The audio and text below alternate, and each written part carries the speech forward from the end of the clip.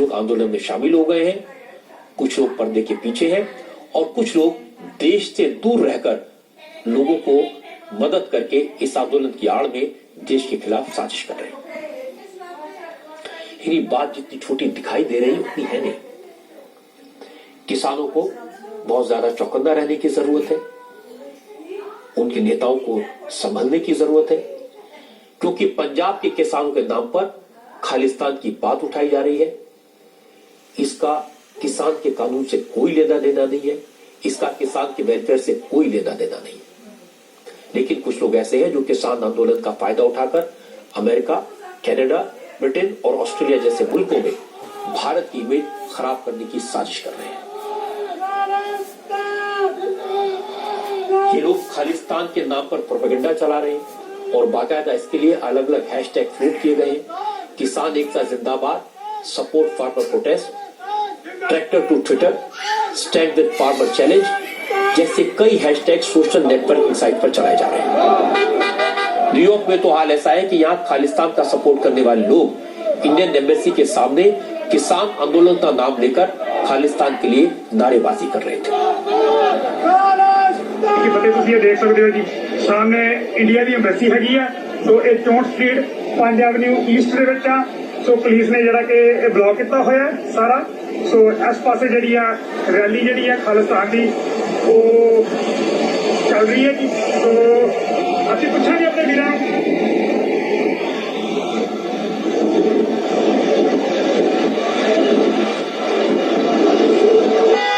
ਹਾਂਜੀ, ਵਾਹਿਗੁਰੂ ਜੀ ਕਾ ਖਾਲਸਾ, ਵਾਹਿਗੁਰੂ ਜੀ ਕੀ ਫਤਿਹ ਜੀ। ਸੋ ਸਿੰਘੋ ਤੁਸੀਂ ਆ ਗਏ ਹੋ ਜੀ, ਫਤਿਹ ਜੀ। ਸਿੰਘੋ ਅੱਜ ਕਿਸਾਨਾਂ ਦੇ ਲਈ, ਕਿਸਾਨ ਦੇ ਹੱਕਾਂ ਦੇ ਲਈ ਬੋਲ ਰਹੇ ਆ। ਪੰਜਾਬ ਦੀ ਆਜ਼ਾਦੀ ਲਈ ਬੋਲ ਰਿਹਾ। ਖਾਲਿਸਤਾਨ ਜਿੰਦਾਬਾਦ, ਖਾਲਿਸਤਾਨ ਜਿੰਦਾਬਾਦ, ਖਾਲਿਸਤਾਨ ਜਿੰਦਾਬਾਦ, ਖਾਲਿਸਤਾन जिंदाबाद, खालिस्तान जिंदाबाद। आप सोचिए, किसान यहाँ धरने पर बैठे हैं, वो किसानों के बिल की बात कर रहे हैं, एमएसपी की बात कर रहे हैं, मंडी की बात कर रहे हैं और उसका फायदा उठाकर न्यूयॉर्क में खालिस्तान जिंदाबाद के नारे लगाए जा रहे हैं। कल मैंने आपको कनाडा के प्राइम मिनिस्टर जस्टिन ट्रूडो का बयान सुनवाया था। उन्होंने भारत के अंदरूनी मामले में दखल देने की कोशिश की थी, उन्होंने करारा जवाब भी दिया गया था, सिर्फ इसलिए क्योंकि उनकी पार्टी में कई सारे एमपीज हैं जो सिख हैं, सिर्फ इसलिए क्योंकि कनाडा में बड़ी संख्या में सिख रहते हैं, उनके द्वारा चुने हुए एमपीज सपोर्ट करके ट्रूडो की सरकार चलाते हैं, सरकार बनाने में उनकी भूमिका है। अब क्योंकि पंजाब में आंदोलन हो रहा है तो कनाडा में भी कई ग्रुप एक्टिव हो गए हैं, वहां भी मोदी सरकार के खिलाफ कुछ लोग सड़कों पर उतरकर इस आंदोलन की आड़ में खालिस्तान का प्रोपेगेंडा फैला रहे हैं, हेट स्पीच दे रहे हैं। किसान एकता जिंदाबाद, we are farmers, we are farmers, we are farmers. ये तुम देख रहे हो इथों ये जड़ा चौराहा, इत्थे सारे पासे मुंडे कुड़ियां जवानी इथों दे सारे सपोर्ट करते पे आ किसानों नूं। सरकार कहंदी आ पुलिस भी मेरी, फौज भी मेरी, धक्का मेरा, लाठी मेरी, घोड़े मेरे, काठी मेरी, बंदूक भी मेरी, गोली मेरी, प्रशासन मेरा, संघासन मेरा। ओ पिछा मुड़ जाओ, घरां नूं वड़ जाओ, ओ देखी नहीं तुसीं तो जिन्ने लोग इथों दी हॉर्न मार के भी जा रहे हैं वो भी किसानों के हक च अपना हां दा नारा मार रहे ने। संघर्ष थमन वाला नहीं, ये संघर्ष थमन वाला नहीं ते ये दिन प्रति दिन तुसीं देख सकते हो, सिर्फ 2-4 दिनों ये जिहड़ी आवाज है हर देश का प्रधानमंत्री, राष्ट्रपति पंजाब दे अते भारत दे हर किसान दे हक च खड़ा होऊगा। सो साथियों, हिम्मत ना हारियो, इन्हां नूं बल दिओ जिथे भी बैठे हो। असल में जिस तरह की बातें सोशल मीडिया पर फैलाई जा रही हैं, जिस तरह की हरकतें दूसरे मुल्कों में दिखाई दे रही हैं, उसका असर इंटरनेशनल मीडिया पर हुआ है। कनाडा से लेकर अमेरिका तक किसान आंदोलन के नाम पर फॉरेन मीडिया में प्रोपेगेंडा हो रहा है। इसकी तस्वीर भी आपको दिखा देता हूं। Al Jazeera, BBC, CNN, New York Times, Washington Post, आप अखबारों को उठा लीजिए, इन चैनल्स की ऑनलाइन साइट्स को देख लीजिए, सबकी लाइन और लेंथ एक जैसी है, सबकी हेडलाइन एक ही तरह की है। किसानों के नाम पर क्या क्या हो रहा है किसानों को इसका अंदाजा भी नहीं होगा। इसीलिए मैं कह रहा हूं कि सावधान रहने की जरूरत है, किसानों को भी और किसान संगठनों के नेताओं को भी। खालिस्तानी आतंकवादी तो विदेशों में रहकर इस आंदोलन को मौके की तरह इस्तेमाल कर रहे हैं। जो लोग देश में रहकर देश विरोधी हरकतें करते हैं, जो भारत तेरे टुकड़े होंगे जैसे नारे लगाते हैं, वो भी किसानों के बीच पहुंच गए हैं। और एक बात यह भी है कि नरेंद्र मोदी के राजनीतिक विरोधी भी किसानों को गुमराह करने के लिए, उन्हें भड़काने के लिए हर संभव कोशिश कर रहे हैं। पता तो यह भी लगा कि कांग्रेस की जर्मनी की ब्रांच ने किसानों के आंदोलन के लिए 1 करोड़ का फंड दिया है। हालांकि इसका कोई कॉन्फर्मेशन अभी नहीं है।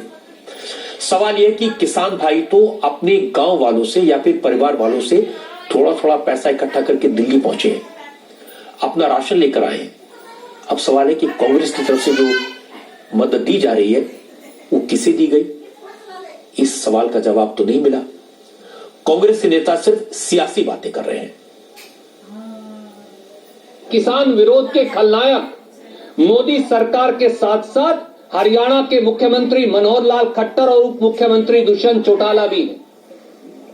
73 साल के इतिहास में पहली बार यह हुआ कि पूर्व घोषित कार्यक्रम से शांति प्रिय तरीके से दिल्ली जा रहे धरना देने दिल्ली जा रहे किसानों को रोकने के लिए किसी सरकार द्वारा राष्ट्रीय राजमार्ग खुदवा दिए गए, सड़कों में खाइयां खुदवा दी गई, सड़कों पर कंटीले तार लगवा दिए गए, सड़कों पर वाटर कैनन और गंदे पानी से प्रहार किया गया। खट्टर साहब, दुष्यंत चौटाला जी, सरकार का काम सड़कें बनाना है या सड़कें खुदवाना है? क्या पीडब्ल्यूडी मंत्री और उप मुख्यमंत्री दुष्यंत चौटाला जवाब देंगे कि उन्होंने किसानों के रास्ते, राष्ट्रीय राजमार्ग और दूसरे सारे रास्ते क्यों खुदवाए थे? क्योंकि विभाग के मंत्री तो वो खुद हैं। अब सुरजेवाला के पास बहुत सारे सवाल हैं। वो सरकार से पूछ रहे कि सरकार ने कानून को पार्लियामेंट में पास कराने से पहले इसे सेलेक्ट कमेटी के पास क्यों नहीं भेजा? इस पर अरविंद केजरीवाल ने कांग्रेस से पूछ लिया कि कानून बनने से पहले जो कमेटी बनी थी उसमें तो कैप्टन अमरिंदर सिंह भी थे, उन्होंने कमेटी में विरोध क्यों नहीं किया था? कल पंजाब के मुख्यमंत्री ने मुझ पे आरोप लगाए कि दिल्ली में मैंने ये काले कानून पास कर दिए। इतने नाजुक मौके पे भी इस तरह की गिरी हुई राजनीति कैप्टन साहब कैसे कर सकते हैं? ये तो तीनों केंद्र के कानून हैं। जिस दिन राष्ट्रपति के इन तीनों कानूनों पे दस्तखत हुए थे उसी दिन ये तीनों कानून पूरे देश में लागू हो गए। अब ये किसी राज्य सरकार के ऊपर नहीं है कि वो इन्हें लागू करेगी या नहीं करेगी। अगर राज्य सरकारों पे होता तो देश भर से किसान केंद्र सरकार से बात करने के लिए दिल्ली क्यों आते? वो अपने अपने राज्य के मुख्यमंत्रियों से मांग करते। ये कानून केंद्र सरकार लाई है और कोई भी राज्य सरकार इन कानूनों को ना तो रोक सकती है और ना पास कर सकती है। अब सवाल ये है कि जब कैप्टन साहब को ये बात पता है तो फिर उन्होंने मुझ पर ये झूठे आरोप क्यों लगाए? हकीकत यह है कि चाहे कांग्रेस हो, आम आदमी पार्टी हो, अकाली दल हो या बीजेपी हो, पंजाब के किसानों को हर कोई अपनी अपनी तरह से डील कर रहा है। ये बात सही है कि कानून बनने से पहले अकाली दल सरकार में था। जब बिल कैबिनेट में पास हुआ उसमें भी अकाली दल की मंत्री हरसिमरत कौर थी, उस वक्त उन्होंने इस्तीफा नहीं दिया। कांग्रेस ने तो कानूनों में इसी तरह के बदलाव की बात अपने मैनिफेस्टो में कही थी और कई बार कही है, लेकिन जब मोदी सरकार ने कानून बना दिया तो किसानों को भड़काया गया, राजनीति शुरू हो गई। इसलिए किसानों को इस तरह की सियासी साजिश से भी सावधान रहने की जरूरत है। हालांकि जो किसान नेता हैं वो इस वक्त कल की मीटिंग की तैयारी कर रहे हैं। आज किसान संगठनों के नेताओं ने मीटिंग की और मीटिंग में तय किया गया कि कल सरकार से जब बात होगी तो वो एक एक मुद्दा बताएंगे, क्या ऑब्जेक्शन से ये बताएंगे, लेकिन इस दौरान आंदोलन जारी रहेगा और आंदोलन को बढ़ाया जाएगा। 5 दिसंबर को देश भर में प्रधानमंत्री मोदी के साथ साथ मुकेश अंबानी और गौतम अडानी के पुतले जलाए जाएंगे और 7 दिसंबर से अवार्ड वापसी होगी। अब ये सारी टैक्टिक्स किन लोगों की है ये आप अच्छी तरह जानते हैं। हमको लगा है कि जहां पहले हमें डिवाइड करने की कोशिश की, उसी तरह उसको टरकाने की कोशिश भी की सरकार ने। हमारी डिमांड है कि केंद्र गवर्नमेंट स्पेशल पार्लियामेंट सेशन बुला के इन 3 कानूनों को रिपील करे, रद्द करे। पॉइंट वाइज जो कानून है उनको रद्द करने के लिए जो भी हमारे पास रीजनिंग है वो हम उनको बताएंगे, उसमें ज्यादा टाइम नहीं लगेगा। लेकिन इस बैठने के साथ हमारा संघर्ष जो है टीकरी बॉर्डर में यहाँ ये जारी रहेगा, और हम ये बता दें आपको कि यही जारी नहीं रहेगा, ये पूरे देश में फैल जाएगा और बाकी जो बॉर्डर है दिल्ली के वो भी सील हो जाएंगे और चोकिंग ऑफ दिल्ली है ज्यादा हो जाएगी। ज्वाइंट मीटिंग में सबने कहा है कि हम ये जो संयुक्त किसान मोर्चा है इसके बैनर और इसकी लीडरशिप में इस संघर्ष को आगे लेके जाएंगे। अब किसान नेता आर पार की बातें कर रहे हैं, लेकिन सरकार किसानों की हर बात सुनने को तैयार है।